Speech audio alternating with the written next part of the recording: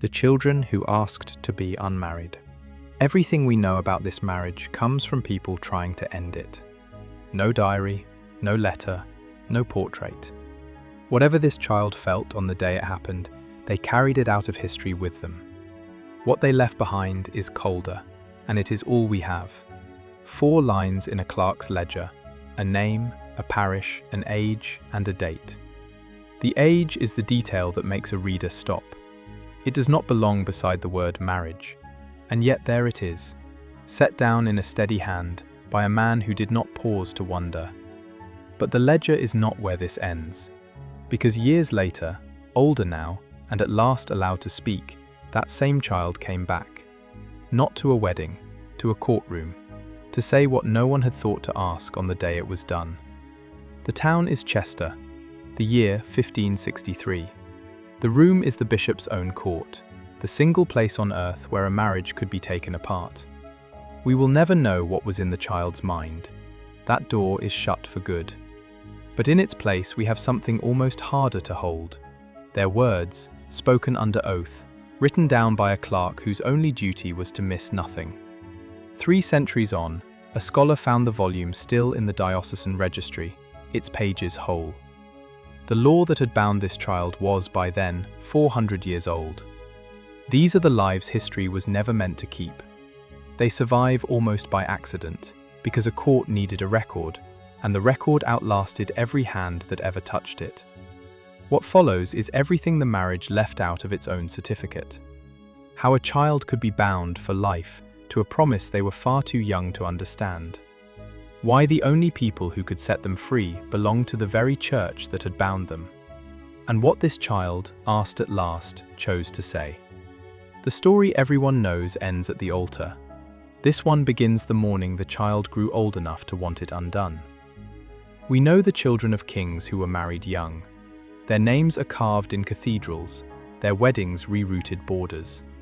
The others, the parish children, the ones bound for a field, a flock, a debt between 2 families, left almost nothing. For most of them, the record is a single line, and then silence. That silence is not an accident of time. No fire took their letters. They never wrote any. They were not asked to, and most were never taught how. Whatever they felt about the thing that had been arranged around them, there was no page in the world to put it on. So the silence has a shape. It is the exact shape of how little their wanting was thought to matter. The law needed their names recorded and their bodies present at the altar. It did not need their understanding to make the marriage real, and so it did not keep it. The record kept the marriage. It did not keep the child. We cannot reconstruct what they wanted. We can only reconstruct the machine that never asked. And that machine turned on a single strange rule, one that decided in advance that a child could be married and still somehow not be. This was not one child in one bad year.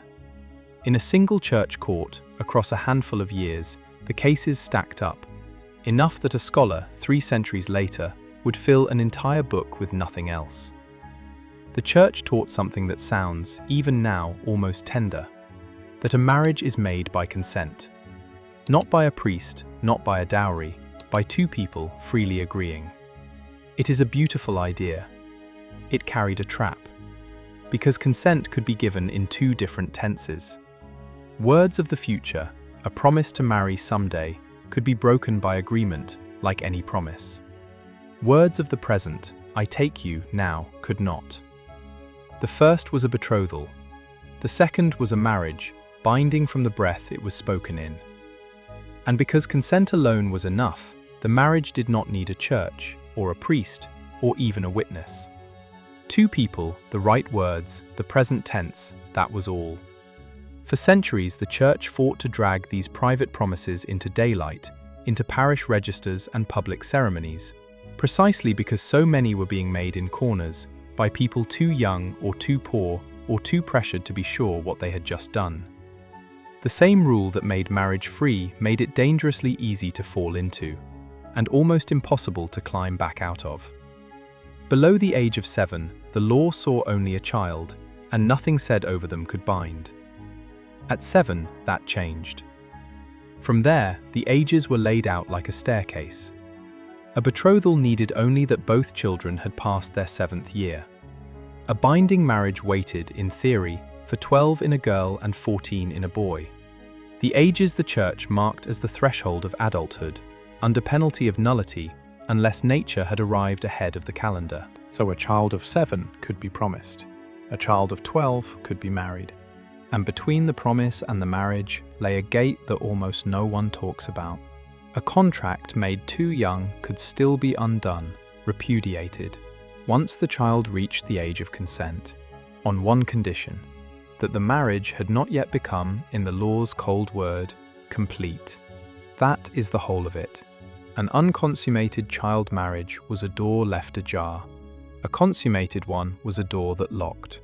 Everything in these records turns on which kind of door a particular child stood behind. For the powerful, the staircase bent. Kings did not wait for 7s and 12s. A pope's dispensation could marry small children for the sake of a treaty.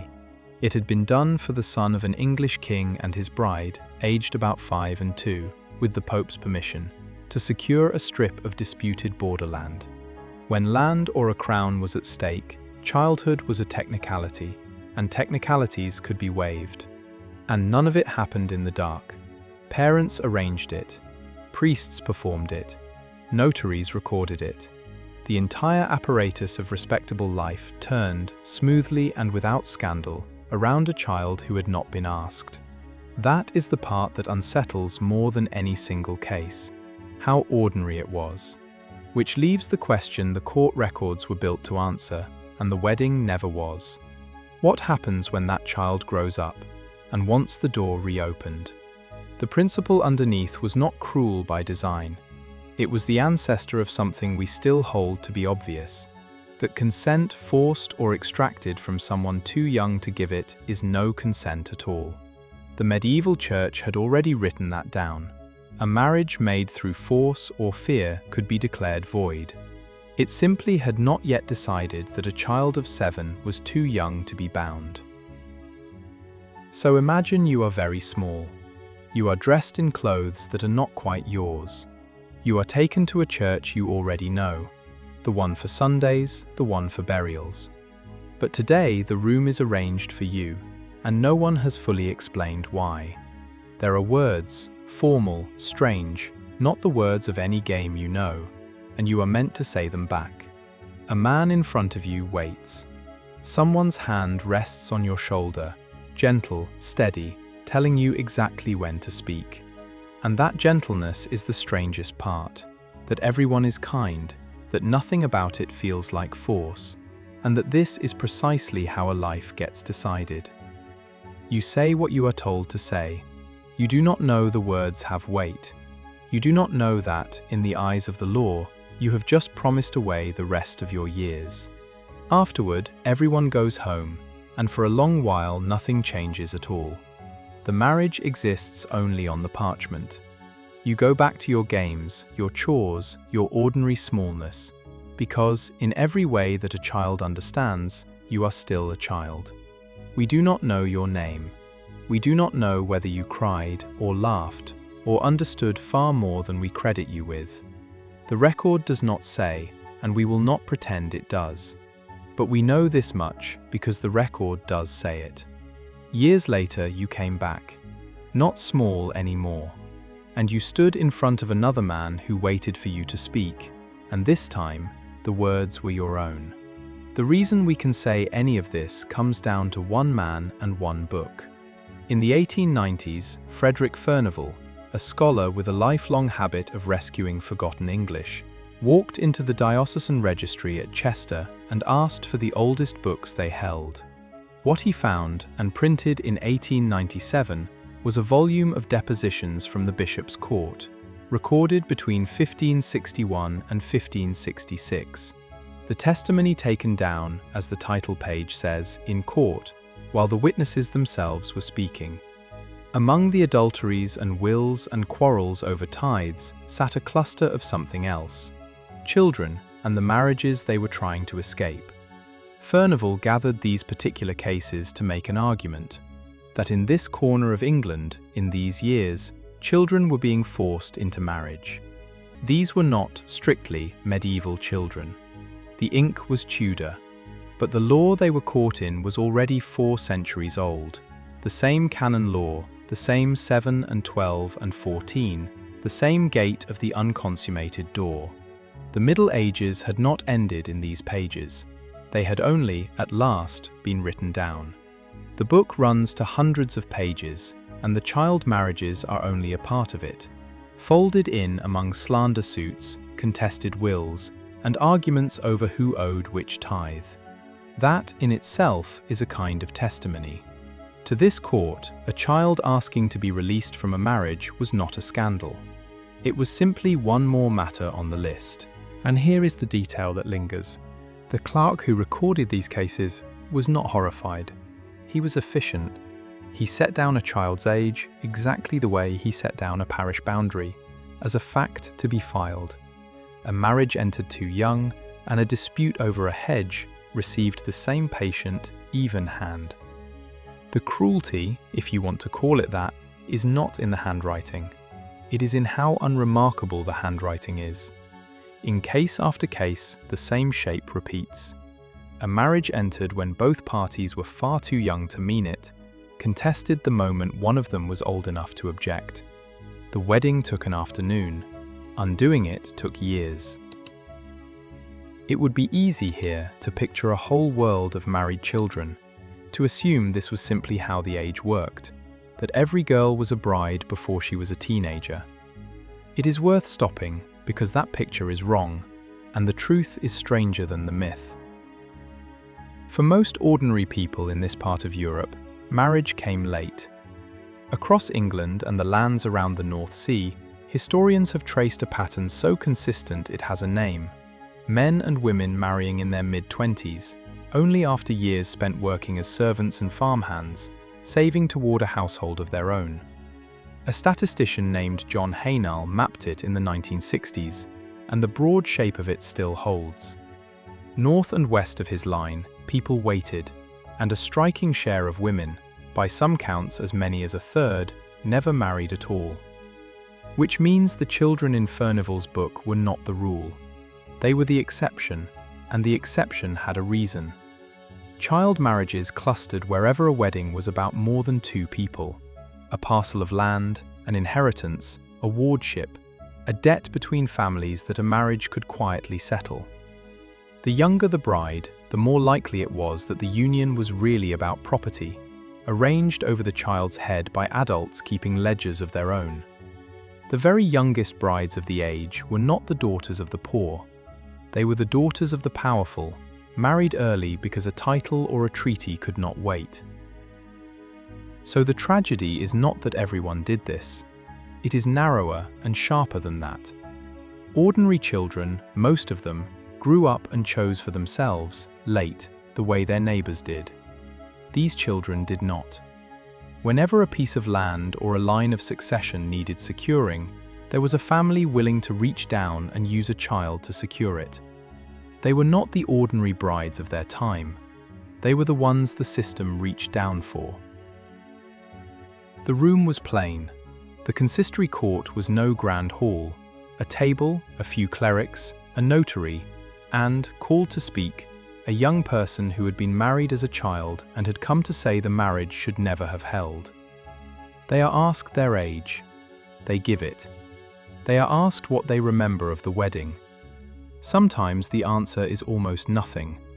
And the forgetting is not a weakness in the case, it is the case. A child too young to remember consenting could not have consented. The blank was the proof. And it was not only the child who spoke. A church court ran on witnesses, and so others came too. Neighbors who had been in the church that day, kin who had helped arrange it, people who had simply been present.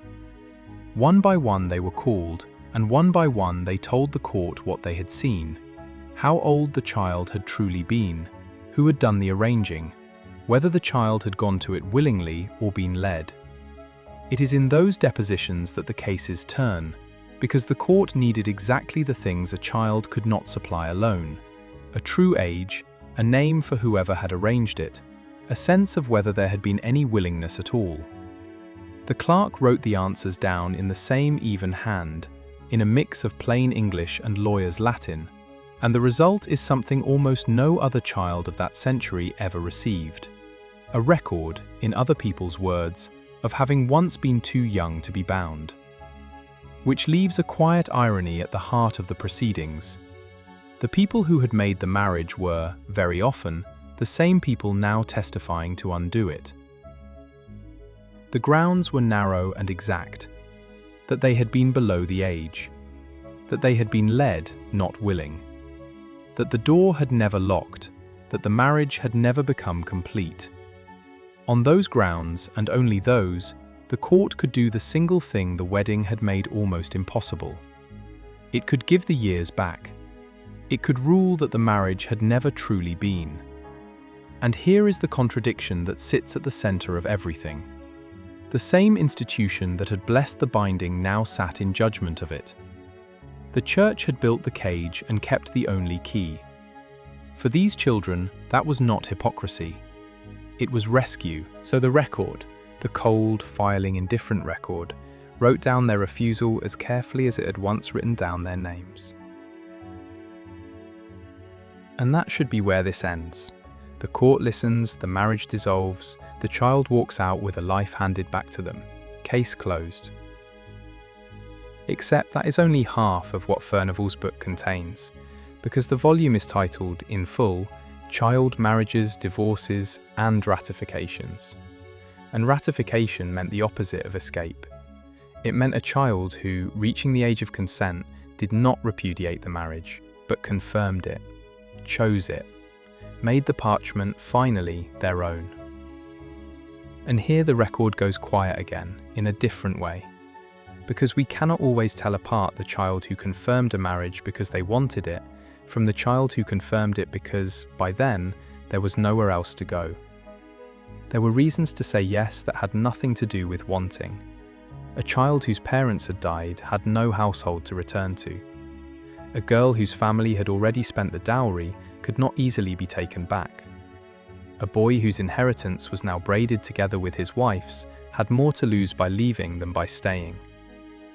By the time the law got around to asking whether they consented, consent had become the cheapest thing they owned. To say yes was sometimes not a choice at all. It was only the door that did not open onto something worse. Because for some of these children, the marriage was never a tragedy to be escaped. It was simply their life, arriving early. And that, not cruelty but ordinariness, is the hardest thing the records ask us to carry. So the cases ended the way lives end, unevenly. Some marriages were dissolved and the children, now young adults, walked back into a future that was theirs again. Some were ratified and became the ordinary marriages of ordinary people, indistinguishable after a year or two from any other. And some cases simply stop. The parchment runs out mid-sentence, and we never learn how it ended. The names in that ledger were real. Behind each one was a person who lived out the rest of a life we cannot follow. Furnivall gave us the doorway. He could not give us the rooms beyond it. A handful can be traced a step or two further, into a later register, a will, the christening of a child of their own. Most cannot. They appear for the length of a single hearing, long enough to be asked one question and to answer it, and then they walk back out of the record and into lives we are simply not permitted to see.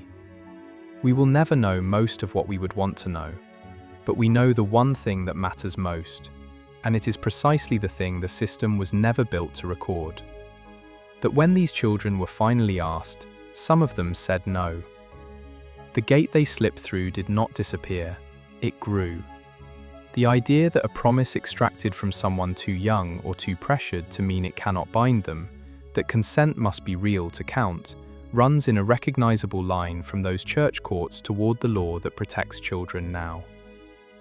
The medieval world is remembered, often, for what it did to children. It is remembered far less for the small, slow machinery it built to let a few of them undo it. Both were the same institution, both were the same law. That is the part that does not resolve. The record was made to bind them. It is the only reason we can still hear them refuse. They tried to write these children into marriages and out of memory in the same stroke of the pen. The page betrayed them. The child was there. And when the moment came, the child spoke. Filed away as wives, they survive only in the record indifferent enough to also keep their refusal.